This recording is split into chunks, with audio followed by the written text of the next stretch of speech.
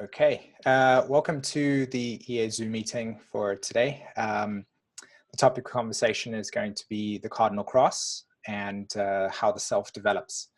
So I'm pretty excited about talking about this for many reasons.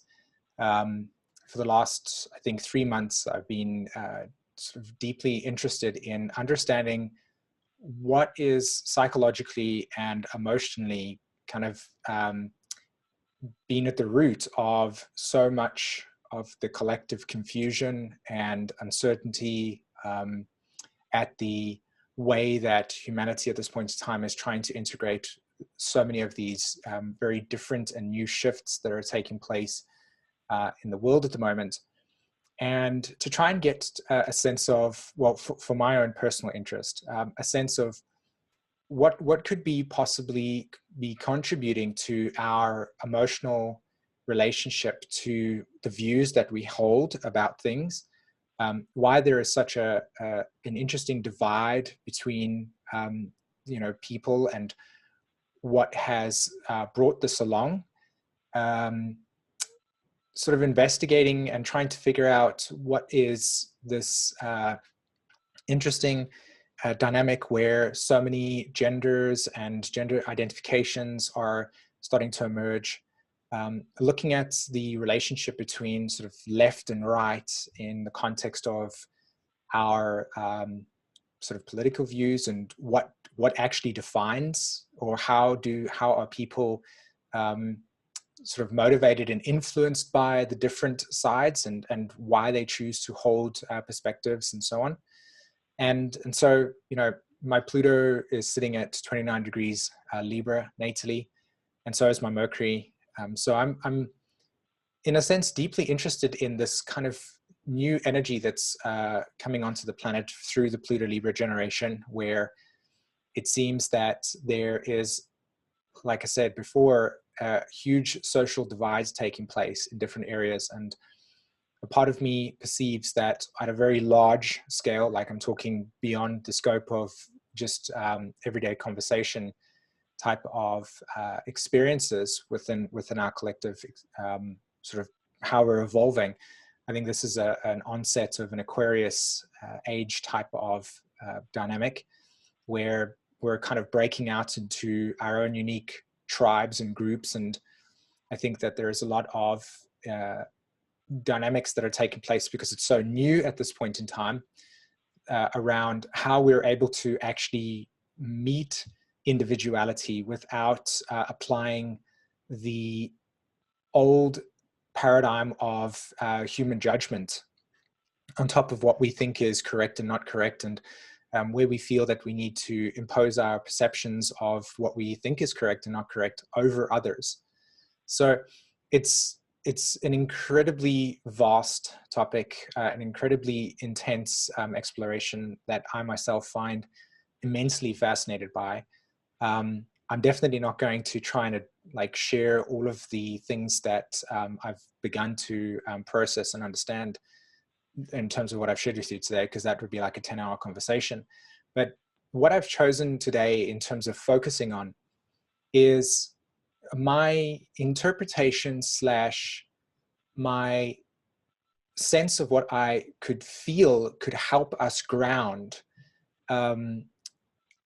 the way that our personal sense of self develops, and then how that sense of self then becomes attached to the existential world or the external world, and then how that gets influenced by the multiple perspectives and dynamics that essentially influence how we perceive ourselves. And so the value that I feel I could contribute to this conversation today is from a point of view of just bringing us back to our own selves, which I think is highly important. I think during this huge evolutionary shift in humanity's sense of identity,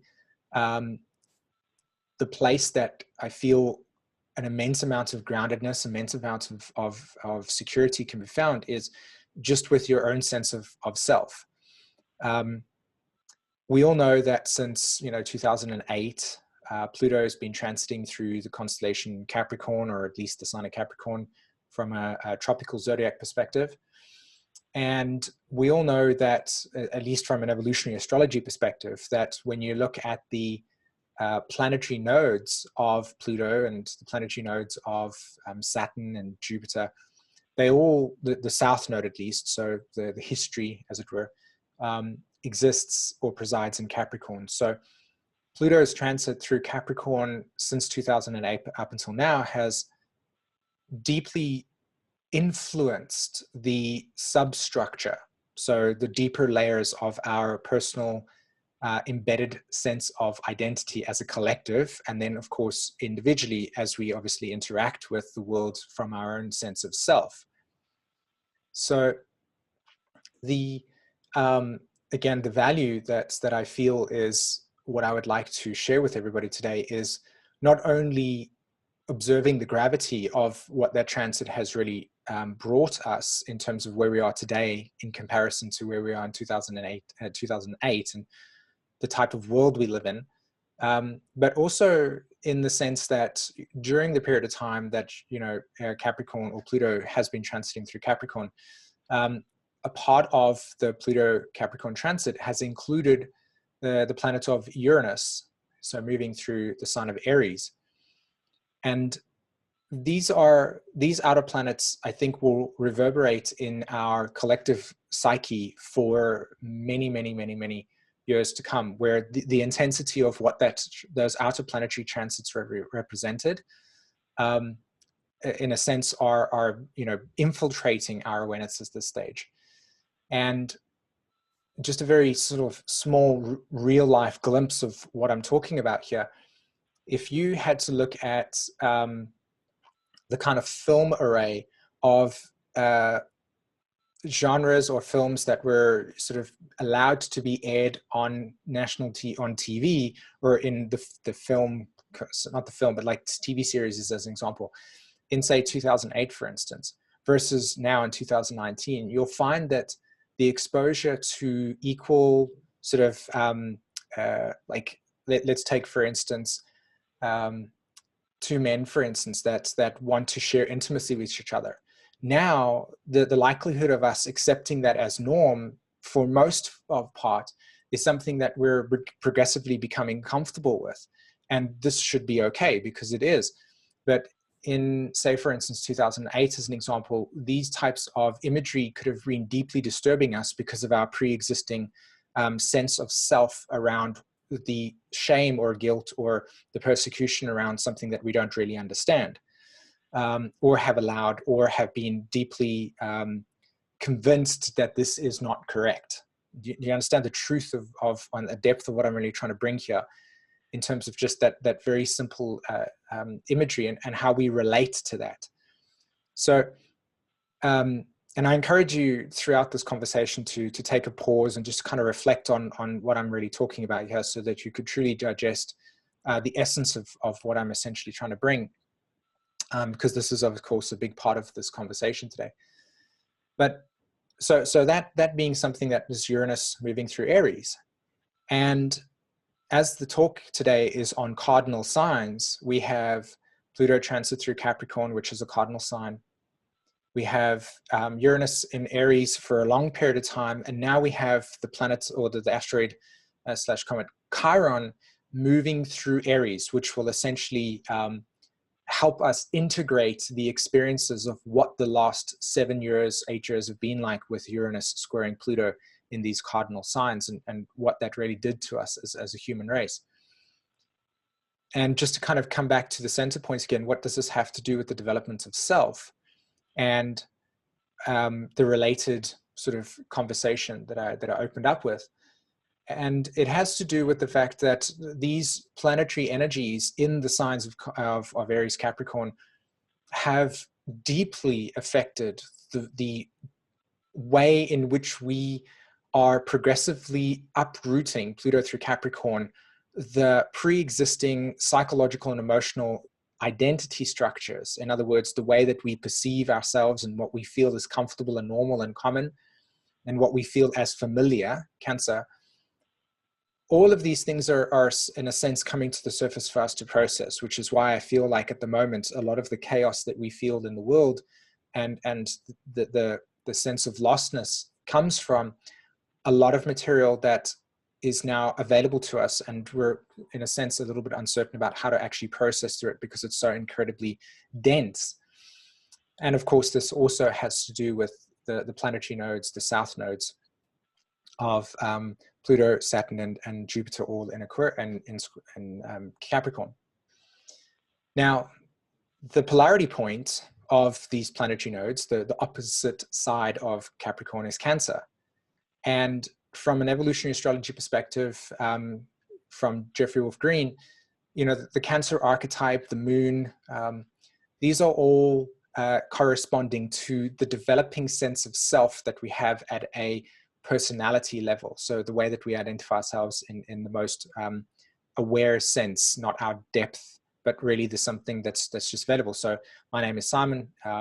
This is a EA Zoom meeting. We can relate to these concepts and forms through using these labels, and these labels then are established through the Cancer Capricorn, or at least Cancer axis.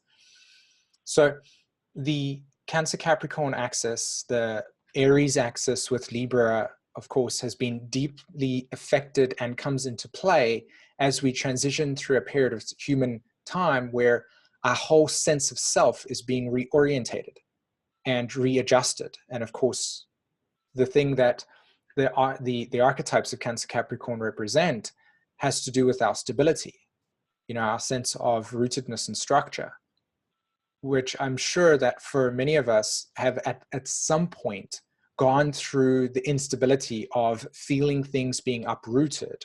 And it's not necessarily just something light, but deeply, deeply entrenched psychological and emotional feelings and sensations and truths that you didn't even know existed to a certain degree, because they were just kind of, this is what it is, this is what life is, until it was challenged by Pluto-Uranus square, that it comes to surface and you're like, oh, actually, I don't really believe in that. And well, now that I've become a little bit more awake in this experience, I feel that the way that I actually perceive that thing is not what I believe at all. And I want to change that. And I want to jump into a new sense of self that, you know, reflects my actual authenticity, which of course has become a very sort of popular word at the moment in terms of the way that we as human beings have begun to perceive ourselves is authentic. You know, what does that mean? And that's a conversation for another time. But this whole entire dynamic has materialized because of a reorientation of our sense of self, and the way that we are now developing and redeveloping our boundaries according to what we actually feel is correct for us versus what may have just been imprinted on us based on the traditional beliefs that have come from the past. Okay, so these are incredibly profound, very deep and interesting things, I think, when it comes to the layering, like the formation, the structure of not only our sense of self, but the way that our psyche interacts with this world. And so that's another kind of core foundation for why I feel that this conversation I would like to add some value to, because it really does speak to us at a deep archetypical level in terms of maybe potentially processing through what we are dealing with at the moment.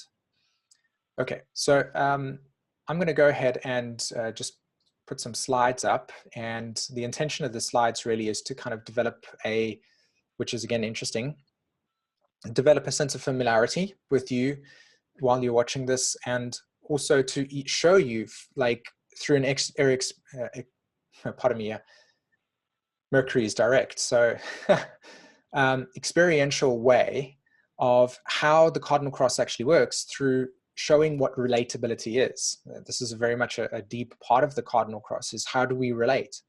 How do you know, and how do I know that what I've shared with you today has landed in the way that I'm sort of, in a sense, trying to lay it out for you in this sense. So this is my kind of attempt to build a foundation with you, build a bridge with you, that you're watching this, and through that sense then deliver the value that I hope to offer in this conversation. Okay, let's do this over here and share. Okay. I'll just do that. Oops.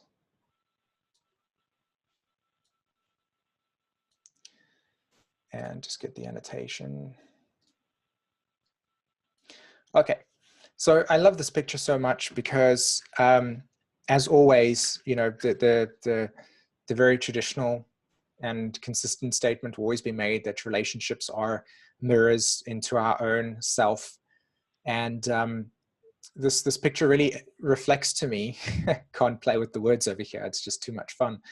But truly reflects to me the structure within our own sense of self, and who are we? And how do we know who we are? I mean, these are really profound questions that I think if you really sat and contemplated the context of what it means to know yourself, then would you think that the way that you would interact and relate to life and people, for that matter, would probably turn out to be more valuable?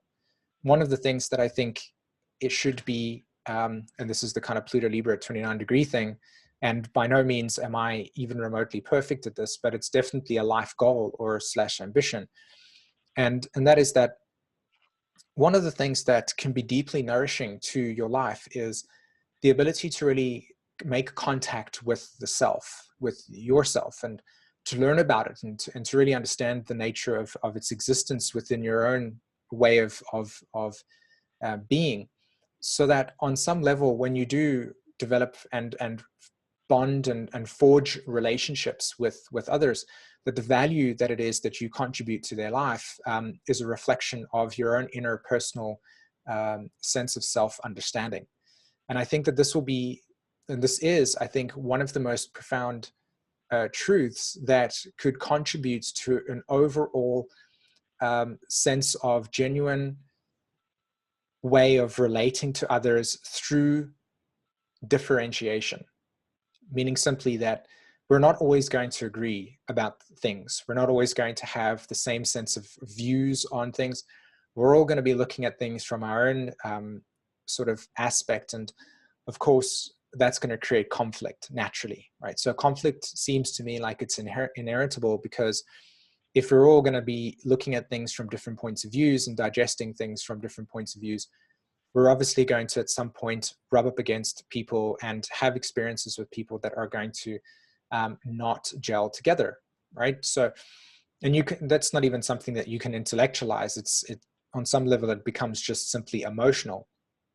And so in the sense of the developing sense of self, you know, what the value that I wish to offer here again, and what I want to consistently keep putting across, is contemplating the relationship to what it means to be you, and what that path is about, and what is the experience of your existence trying to show you that will nourish not only your own capacity to feel empowered and to be able to live a life of fullness and nourishment, but what that can offer other people in terms of their journey as well.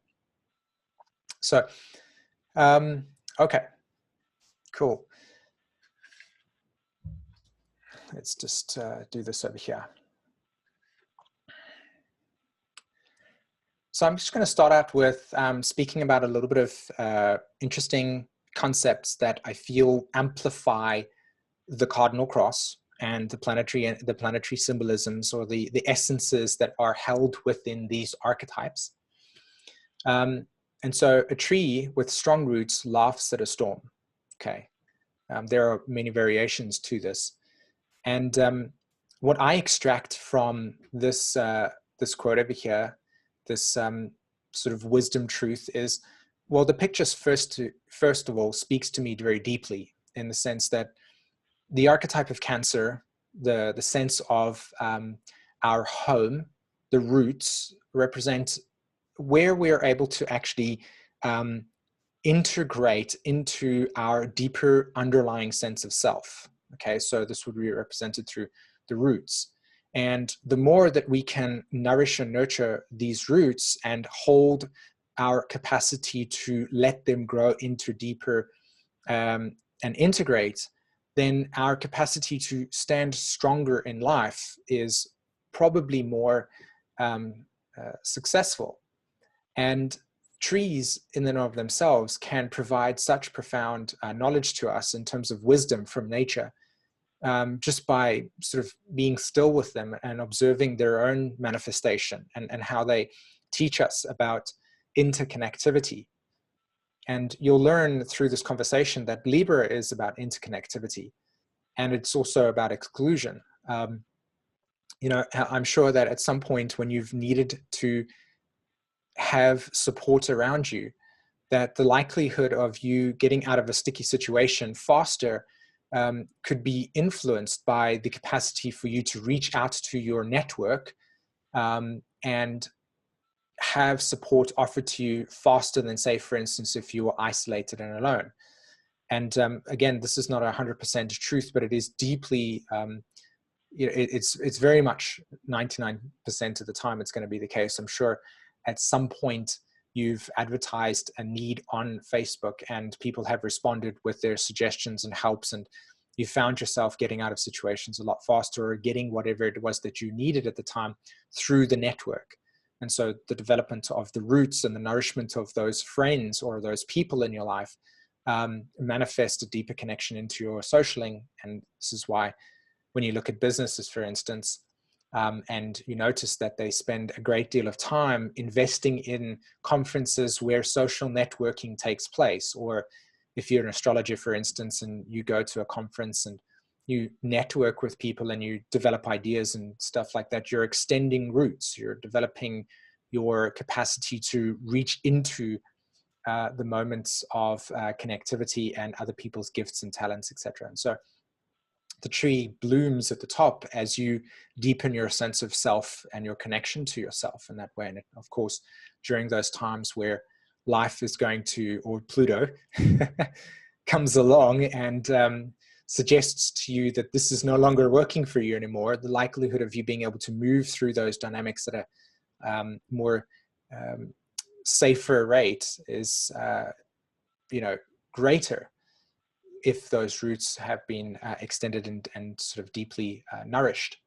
So a tree with strong roots laughs at a storm, and this is the sort of anchoring of the self into a deeper sense of who you are, and then extending that into the world and moving through life through that way.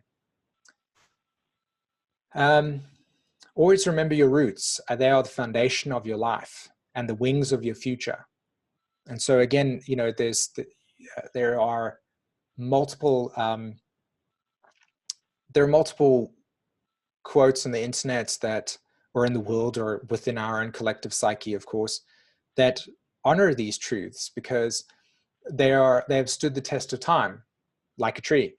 And the nature of our roots and remembering our sense of self, you know, provides us with the capacity to develop newer experiences without feeling insecure. So, you know, a lot of the time, for most of us, you know, people that have got Uranus in your fourth house, as an example, you'll know that you, on some level, can struggle with this type of thing because there is potentially psychological and emotional trauma associated with where your roots were actually from. And your home in itself, on some level, has been deeply fractured, or that there is something deeply different about the context of what tradition and home and family represents to you. And so your sense of identity can, you know, be a lot less stable or not less certain as you cultivate the reparation of that sense of self. And this is, you know, not an uncommon thing to hear from somebody that's got Uranus in the fourth house. Anyway, the point here is that foundation is essential because, again, you find yourself trying to establish something in life and grow and give more. And if you don't have any, then your capacity to give while not having any is deeply reduced in comparison to, say, for instance, having a lot, and or at least having a strong abundance, and being able to give out and to know that you can consistently keep on restoring that abundance in order to give more. And this is something that I think a lot of people, particularly in the Pluto in Libra generation, will struggle with, and that is that sort of people fatigue, or giving too much for others and neglecting yourself in that way, and then feeling resentful because there is not enough sort of restoration of the self. this is probably one of the most profound teachings that the Pluto and Libra generation can understand about themselves, is the capacity to find that balance between the difference of giving and experiencing that nice sense of meeting the needs of others, but also remembering the self so that you can feed others through your capacity to always be restored yourself. So wings of the future and the capacity to really be able to fly through integrating what is nourishing to you and remembering where you come from, remembering your traditions, remembering your principles, remembering your integrity in this sense. And of course, all of these get developed through life. Okay. And so this picture over here just illustrates the context of the entire sense of how self develops.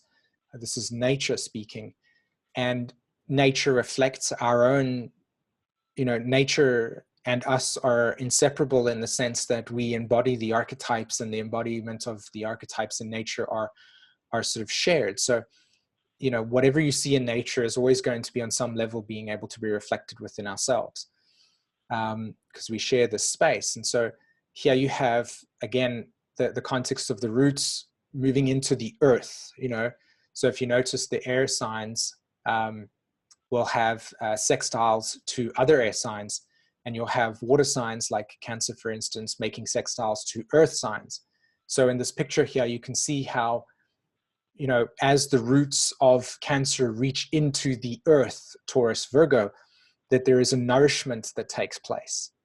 And a lot of the time you'll find, not necessarily in all cases, of course, because you can have a lot of people that are deeply extroverted, but will find that the comfort of their own home is a place where they can restore their energy and come home to what nourishes their quiet time in that sense, so that you can go out into the world and develop energy to meet the world in that way. So roots are essential to the stability, and the deeper we go, the more we can extract from the ground, the more nourishment we can extract, so that we can feed the ambition of the air signs of Libra and Aries to explore and to discover. And so this is the self develops through our capacity to understand this axis of Cancer, Capricorn. And again, I'll show you the natural zodiac. In fact, I'll go into it right now. That, as you can see here, Cancer, Capricorn, they oppose each other. So the opposition is not that they're opposing each other. It's that they represent an intertwining sense of we support each other. So Capricorn finds its role through the Cancer archetype, and Cancer finds its role through the Capricorn archetype. And so the way that these two develop within the context of ourselves is very much that yin process of the roots going into the ground, whereas the Aries and Libra axis is more about how the wings develop in our sense of identity. And for most of us, I would say at least 90% of us, because there's always, like I said, going to be exceptions, we've got to honor Uranus, is that our capacity to move out into the world is deeply dictated by our sense of security about how we feel about ourselves. And so the more we can trust in and know and have invested in ourselves, the likelihood of us succeeding in the endeavors that we wish to go out into the world and interact with is more probable. Because again, the last time that you found somebody that was feeling deeply socially awkward, or awkward, but felt social awkwardness, or felt a sense of inability to interact with a social situation, probably had an underlying sense of needing to develop a stronger feeling of certainty within themselves. And so experience is a byproduct of having to develop certainty, and certainty is a Cancer archetype because it's familiarity. And familiarity is what develops our capacity to trust the terrain, which is then leading to our Aries archetype. So I'll get into this right now with us. So in the cardinal signs, so I'm going to break this down, and then I'm going to kind of come back to what I've just shared with everybody today. So the cardinal sign of Aries, I speak about it as action. Now, I want to show you here, I had this green line here. And this green line not to get too technical in terms of, you know, astrology and aspects and phases, but that green line represents a tension between something that, between two archetypes that don't necessarily see each other. And so these green lines exist within all of the archetypes on some level. So the relationship between the sign of Scorpio and the sign of Aries is, Scorpio wants everything to be completely merged with, and wants, you know, like deep intimacy. And Aries in itself says, no, I want freedom. So that green line represents the tension between holding on to what we feel safe with, but not necessarily knowing what exists beyond our limitations. And Aries wants to jump out of that place and go beyond that and explore that. And so in the philosophy of evolutionary astrology, from Jeffrey Wolf Green's paradigm, the nature of the dual desire in our soul comes from this essential inconjunct, right? This green line. So the foundation for how we actually grow, in my opinion, and how I've internalized EA in terms of what it represents in terms of soul evolution, is there's always going to be a dynamic struggle between what we feel comfortable with in terms of our sense of certainty and what lies beyond the sense of comfortableness, and how we need to consistently challenge that line or boundary, Capricorn, of what we feel comfortable with and what we need to do and to grow essentially. So our sense of self grows when we keep pushing the boundary of what we know and what we don't know, right? Mutation, metamorphosis in this way. So Aries really pulls us into the space of, I need courage to jump out of the shell, to jump out of the known and into the unknown, right? It's a new beginning. It's an action of exploration. And it's uncharted territory. You know, one of the things that I find so deeply fascinating about learning astrology and sharing astrology is that if we really connect to imagery, we can start to see the deeply encoded archetypes and the substructure of how they exist within our world, and how we relate to these archetypes, and how we speak about them and sense them and know them so intimately, and yet we never actually fully connect with it emotionally and experience and have an experiential sense of what it's like. Because on some level, there's a kind of disconnect between the mental process of Aries being about, you know, direction. But when you think of a ship on an ocean, for instance, wouldn't you on some level associate the context of a ship navigating the oceans with a sense of anxiety, knowing that, well, at any point in time, there could be a storm that could arrive, and the context of the storm could mean at some point that we might not survive because it could, you know, affect us. Or in the times of sort of, you know, classic going into, you know, traveling the seas, well, you could come across another boat, for instance, that might want to actually not necessarily feel comfortable, you know, wanting to trade with you and wants to go to war with you and stuff like that. And so, you know, traveling the uncharted territory of the ocean represents the process of an Aries function, because on some level it means that if you're getting onto the boat as a person that's wanting to help this, then you're going to need courage. You're going to need a sense of separating from land, because land could represent, well, I can't drown on land unless I'm sort of, you know, sort of in some sense a little bit inebriated and you fall into a barrel of water. But the point here is that certainty on ground and from unfamiliarity and separation from the ground and going onto water and traveling through the water and, you know, discovering things anew are profound. And so Aries will always represent where we are being pushed to travel in uncharted territory. And of course, the onset of you know, uncharted territory represents, well, I don't know what is there, so it's full of anxiety. So you'll learn that in EA talks about the anxiety of separation, and that's because it's unknown. For a moment, to really capture the essence of what I'm talking about here, you could actually connect with how your brain literally tries to map the territory in your environment, and notice how if you are in a new country, for instance, and the likelihood of you using the GPS, which is a manifestation of our sense of trying to map the terrain with in a completely new technological way, because we used to do this with maps in the past, and of course we couldn't actually imagine the territory, and so therefore we were limited in our perception of what we could actually understand. And so with the onset of technology like GPS, for instance, it gives us the capacity to map the territory and have certainty while we go and discover that. And part of that in and of itself is the Uranus and Aries kind of new discovery where everybody can use GPS at this point in time. And so again, the point here is that we all are consistently with the development of the self mapping new territory. And the more that you can push the boundary between what is known and what is unknown and explore, the deeper your sense of certainty is going to grow. And that is a profound sense of how we can actually engage in like learning to be more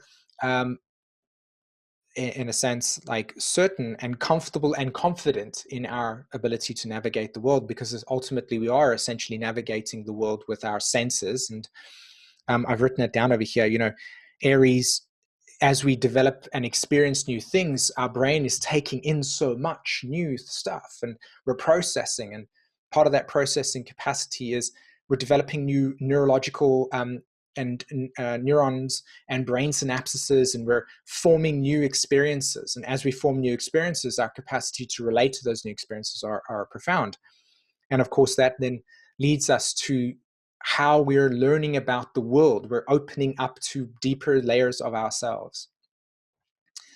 So as the energy moves progressively from the archetype of Aries, when we get to the next cardinal sign of Cancer, well, this is the point where we now take all of this new territory that we've explored and we begin internalizing, because this is a yin energy, the impressions of what it was and what it is that we are seeing and perceiving and taking in. And this is an incredibly crucial period, because it means that as we kind of move into the Cancer phase, let me just move back over here. I'm just going to move back here. Yeah, there we go. As we move into this Cancer phase, we're learning about what it is that holds our foundation. The roots of the tree, for instance, as you can see with the other two images early on, they're like what keeps us grounded. And so as we kind of go out into the world and we explore new things, we always come back home. You know, most of the time we come back home. And the sense of home is where our roots, our values are found. And so we can reflect on our experiences. And the reflection of our experiences in the Cancer archetype in nighttime, moon reflecting the light of the sun, is the part of us that expands what we have discovered. It says, oh, you know, I've just recently traveled to the top of Sweden, for instance, and you know, I was in that state of, well, I've never been here before, and so everything was new, and I was discovering stuff, and I was really excited about new things, and I could feel that my nervous system was really taking on a lot. And you know, as I kind of had some time to spend just kind of reflecting on my experiences, I was deeply nourishing what it was I experiencing. And I was feeling the sense of emotional familiarity start to form, because now I could say the next morning when I, you know, walked out into the environment, I was like, oh, I know myself. Yeah, I've got a sense of orientation. And again, this is deeply important in terms of this process, is our capacity to understand what orientation is. And that's what's really, I think, affecting us at the moment is, well, because there are so many changes that are taking place in our lives right now and so many things that are occurring in sort of the collective sphere, certainty is on the top, well, uncertainty is at the top of the list as one of the things that are making us feel uncomfortable. But it's primarily because we don't have a sense of orientation to what it is that feels familiar, because while everything is consistently changing and our values are changing and our life experiences are changing, and well, all of these things are really bringing to us to a point of, you know what, where do I belong?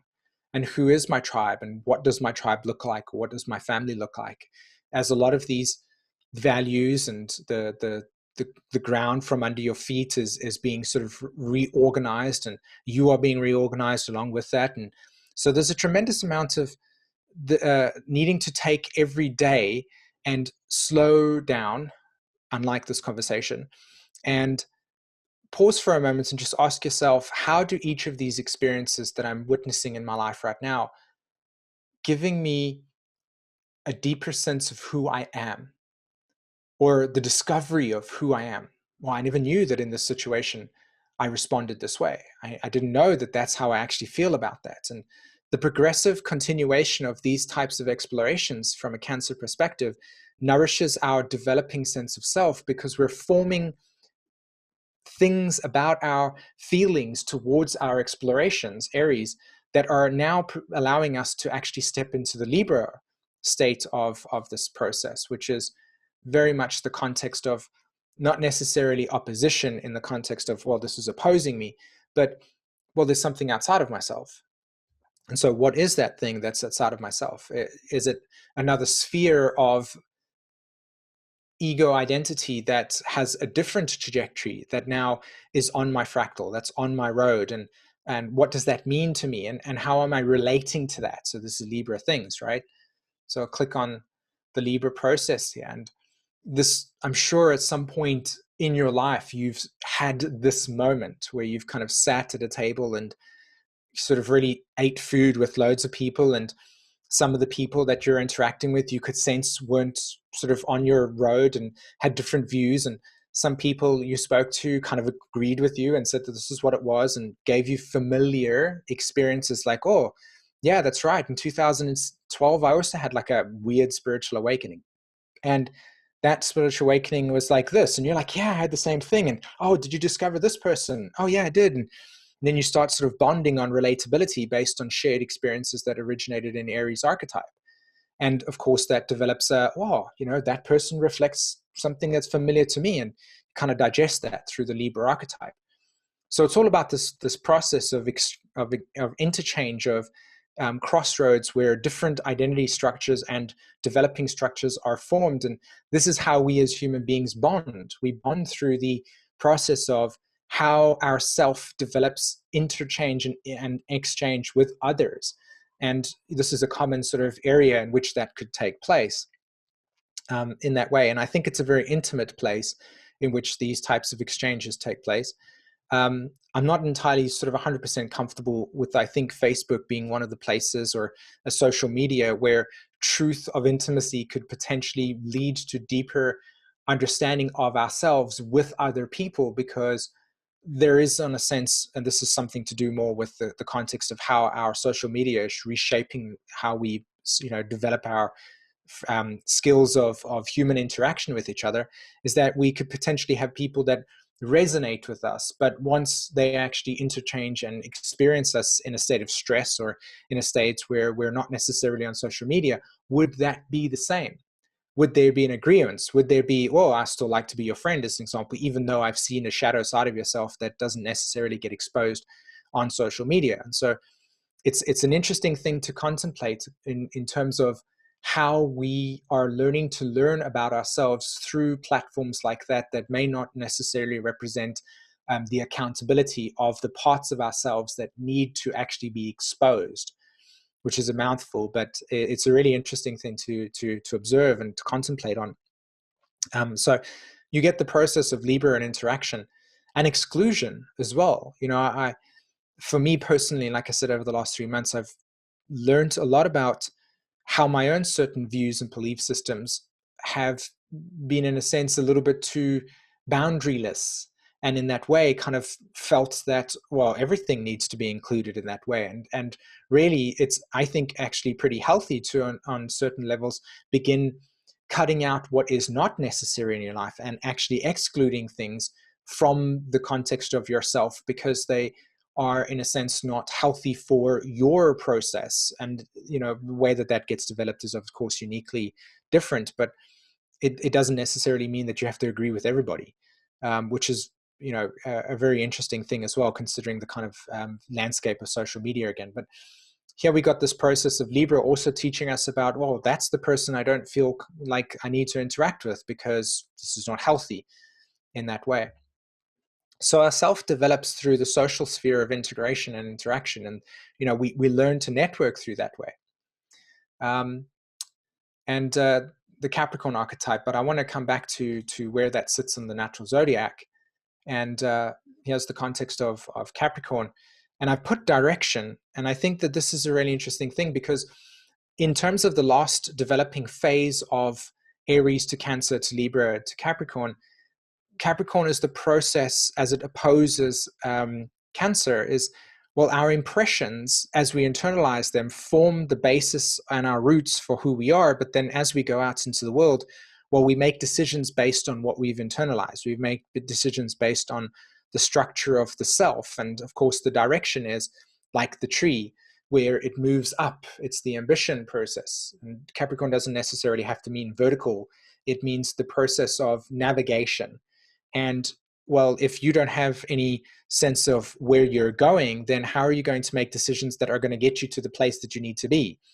So a ship on the ocean, for instance, let's say you've got Neptune in the 4th house or the moon in Pisces in the 4th, the likelihood of you being the captain of the ship is probably not as strong as, say, for instance, somebody that had, say, Capricorn ruling the 4th, or maybe Saturn in the 4th as an example. And this is not 100% true, but there is a deep resonance with being more fluid with Neptune in the 4th as an example, in terms of how you feel your need to navigate, because it's more sensory perception, versus Capricorn saying, I need to have a solid structural sense of where am I going, because that gives me comfortability so that I'm navigating in a sort of straight line, and this is where I'm going. Capricorn wants that formation and that boundary and that structure.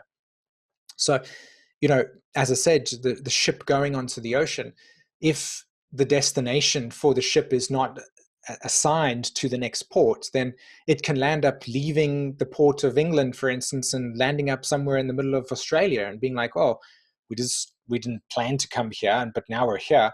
Versus, say, the trade agreement between, you know, England and the States, and the ship is going, well, people in America, we'll reach you in 3 days, and this is how long it's going to take, and this is our course. Capricorn, we're setting it in motion, and why are we doing that? And so the Cancer archetype is the nature of that sense of formation. It's like, well, we're going there because we're delivering goods. Like, this is the process, and Aries initiates that, and Libra is how we meet the people on the other side that says, okay, when we get to the docks, this is what we've got to do, and this is how we've got to do this.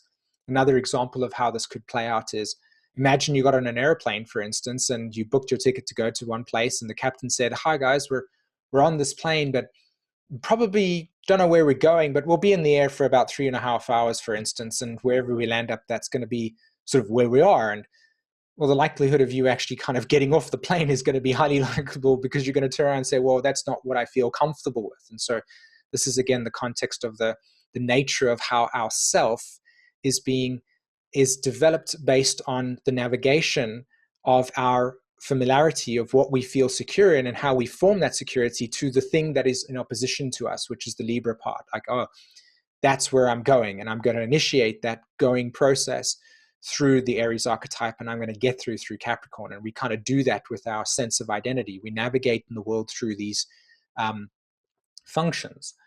So when we kind of look at the Capricorn structure, it's boundary, you know, and I wrote down the notes over here in terms of the likelihood of you feeling comfortable when there is a boundary around something is highly probable, and more likely to feel safe in that sense and go with that, versus fluidity and, well, I don't know where we're going and we might have land up. I mean, on some level, a lot of people that have got Neptune in the 10th, for instance, are predispositioned to actually go in that way, and that's okay for them.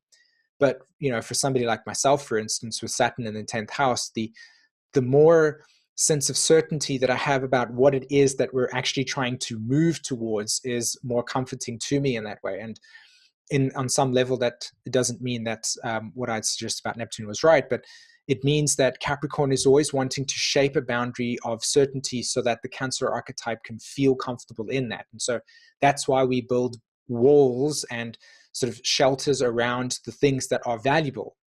Taurus and Cancer, remember the sextile, is where all the valuable things in our home exist. Even if you, for instance, like were a lady and you had a purse, for instance, right? Just kind of going with some classic gender role dynamics here. You have a purse, and the valuables in your purse are guarded by this formation, and you're not just going to carry everything in your hands in that sense, because it's not going to feel safe and comfortable. So Capricorn really forms boundaries around stuff and establishes what we are able to do. And so it gives us direction. And it also forms the social structure. And this is where I kind of want to just kind of step into the last 5 minutes of this conversation here as I just slow off here, because I know that our time is coming up.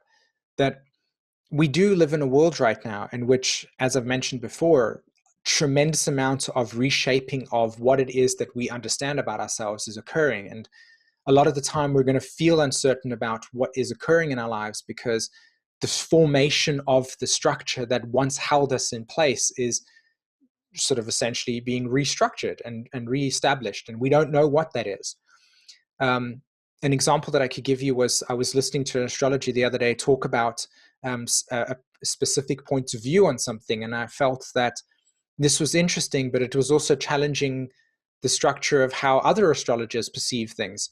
And I could see how there was a necessity in the diverse perspective to not criticize the perspective as being wrong, but to actually develop a dialogue in which people like ourselves at the moment who are pioneering the new world, and when I put the definition of the new world, I don't mean in the sense that we're sort of like special destiny people. I'm meaning more in the sense that, well, we're the ones that are carrying a sense of inspiration to impregnate the world with our ideas. And of course, there is a tremendous amount of openness for that right now, because the old structure is kind of being reshaped because we don't value that anymore. And our sense of identity that was held within those structures based on those values are no longer important to us. And so, of course, there's an entirely new sense of self that's needing to be recreated.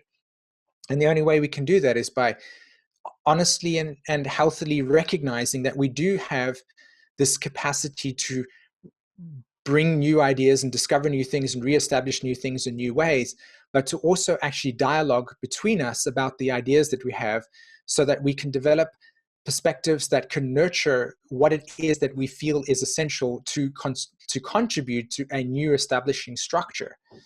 And this is how we actually learn about ourselves at a collective level and individually as well, because we've got this individual sort of perspective that we all have to offer, but on some level we've got to find Libra, collaborate in terms of how we bring these unique perspectives together to create certainty and clarity and security and a sense of boundary for us to form a new world in. And so that's kind of really the essence of where I feel we're navigating at this stage, and what is probably primarily going to be deeply helpful to us if we learn to see that right now we are rediscovering ourselves in ways that have never been done before. And it's very healthy for us to give ourselves the space to not know what that is. And so we can meet each day as if it was completely new, as if a child was just born. So thanks very much for letting me spend the last hour taking your time and attention. I really hope that on some level you got something deeply meaningful from this. And thanks very much, peeps. I appreciate it.